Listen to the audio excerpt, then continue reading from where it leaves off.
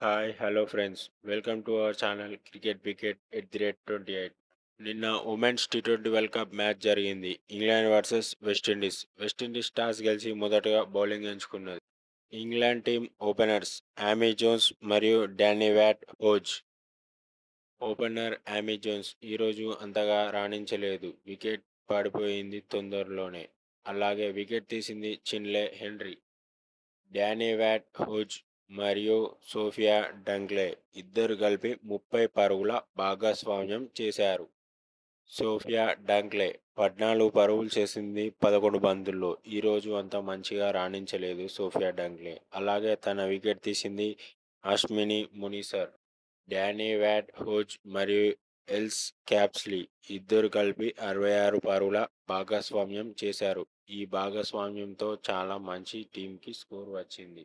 Else క్యాప్స్లీ కొంచెం slow innings ఆడింది. 28 పరుగులు చేసింది 23 బంతుల్లో. అలాగే తన వికెట్ తీసింది Karishma రాంహెరాక్.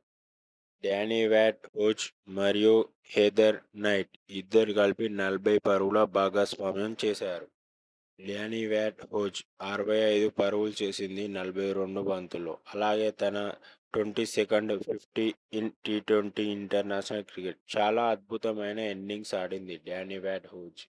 Run out by Jannillea Glasgow. Freya Kemp wicket తీసింది హేలే మాథ్యూస్. హెదర్ నైట్ 43 పరుగులు చేసింది 26 బంతుల్లో. అలాగే తనని రన్అట్ చేసింది Shemaine Campbelle. Danielle Gibson wicket తీసింది అశ్మిని మునిసర్.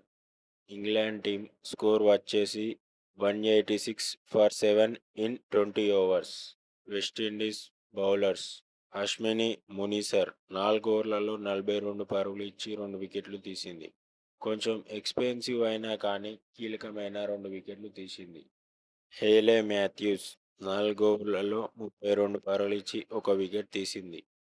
కరిష్మా రాంహెరాక్ 2 ఓవర్లలో 23 పరుగులు ఇచ్చి 1 వికెట్ తీసింది. చిన్లే హెన్రీ 2 ఓవర్లలో 25 పరుగులు ఇచ్చి 1 వికెట్ తీసింది. వెస్టిండీస్ టీం గెలవాలంటే 187 రన్స్ కొట్టాలి. వెస్టిండీస్ ఓపెనర్స్ హేలే మాథ్యూస్ మరియు డియాండ్రా డాటిన్ ఇద్దరు కలిపి 21 పరుగుల భాగస్వామ్యం చేశారు.